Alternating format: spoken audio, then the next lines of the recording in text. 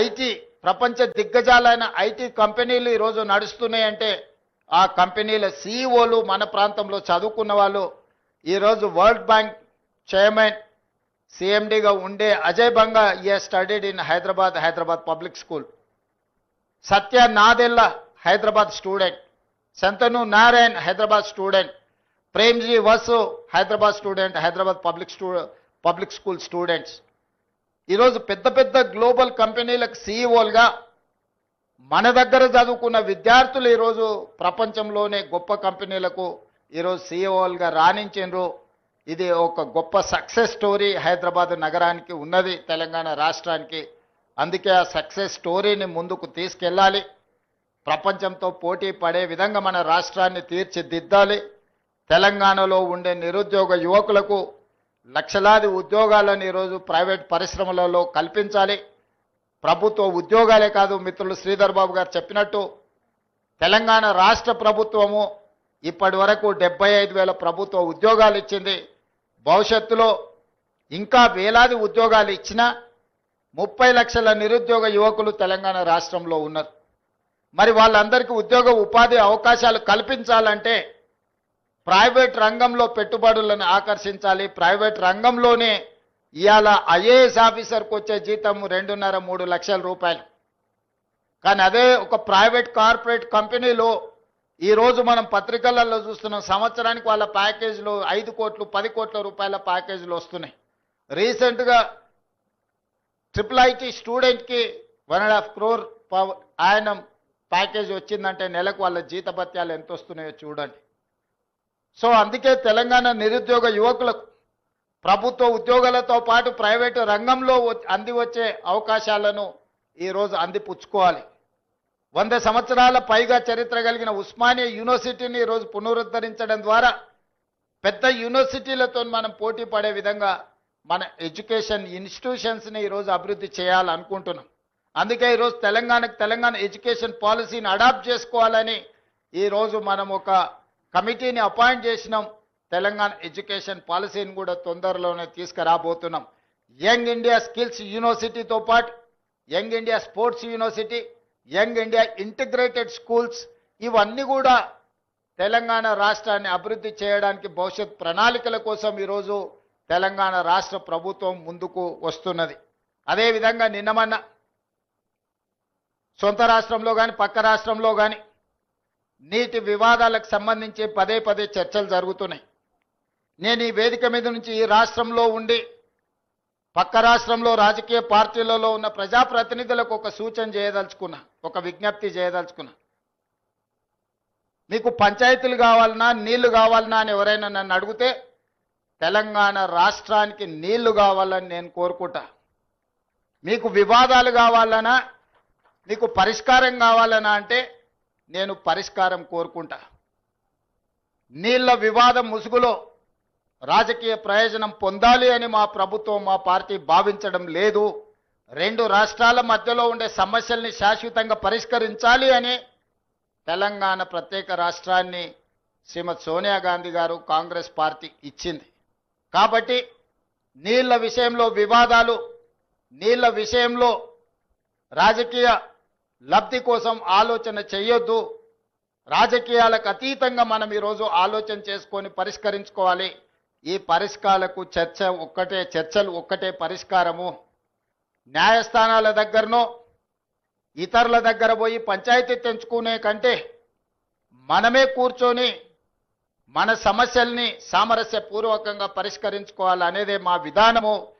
పక్క రాష్ట్ర ముఖ్యమంత్రి గారికి నేను విజ్ఞప్తి చేస్తున్నా, కృష్ణా నదిలో ఉన్న మా పాలమూరు రంగారెడ్డి ఎత్తిపోతలు కావచ్చు, మా కల్వకుర్తి లిఫ్ట్ ఇరిగేషన్ కావచ్చు, మా డిండి ప్రాజెక్టు కావచ్చు, మా ఎస్ఎల్బిసి భీమా నెట్టంపాడు ప్రాజెక్టులు కావచ్చు, ఉమ్మడి రాష్ట్రంలోనే మంజూరైన ప్రాజెక్టులు. వీటి అనుమతులకు మీరు అడ్డంకి పెట్టకండి, వీటి అనుమతులకు మాకు సహకరించండి.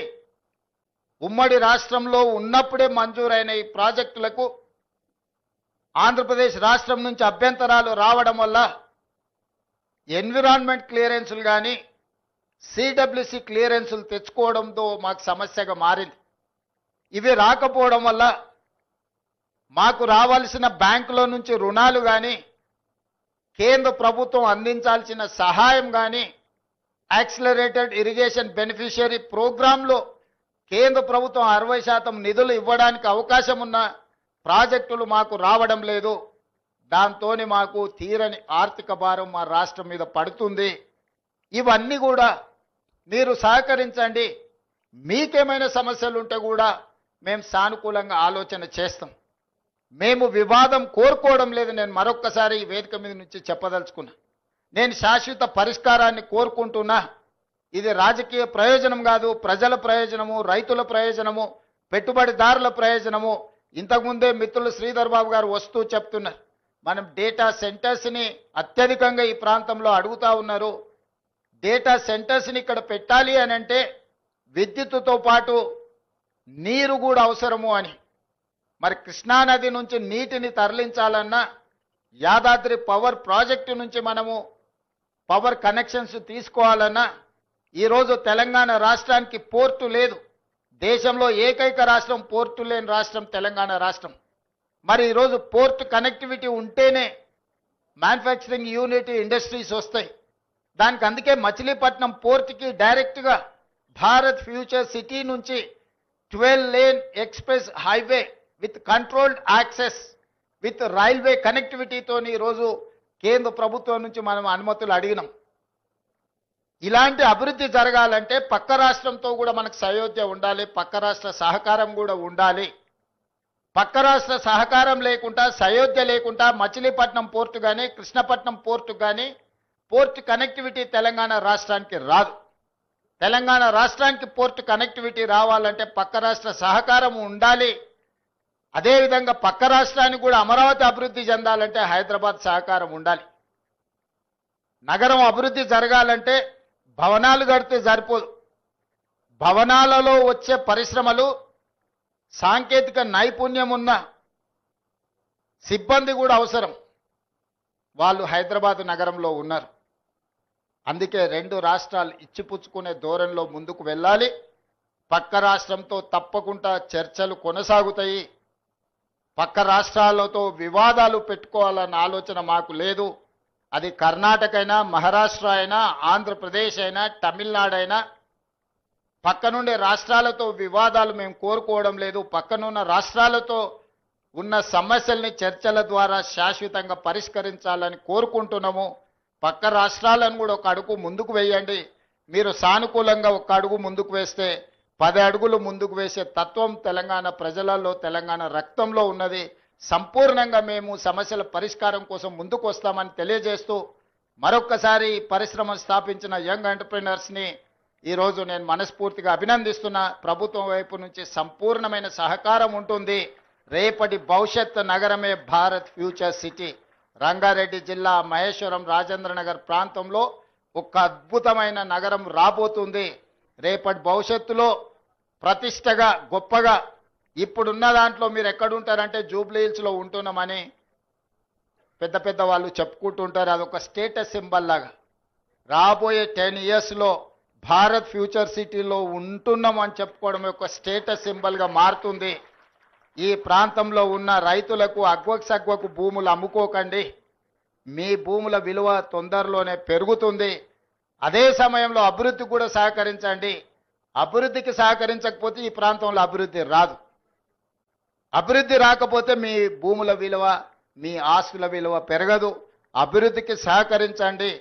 ఈ సహకారంతో మీరు, రాష్ట్రము రెండు అభివృద్ధి చెందుతాయి. ఆ విధంగా సహకరించే ప్రజాప్రతినిధులకు, ముఖ్యంగా ఈ ప్రాంతంలో ఉండి ఈ అభివృద్ధి కార్యక్రమాలకు ప్రభుత్వానికి సహకరిస్తున్న కేఎల్ఆర్ గారిని, మల్రెడ్డి రంగారెడ్డి గారిని, ఇతర ప్రజాప్రతినిధులందరినీ కూడా వారిని అభినందిస్తూ మీ అందరి దగ్గర సెలవు తీసుకుంటున్న ధన్యవాదాలు మిత్రులారా.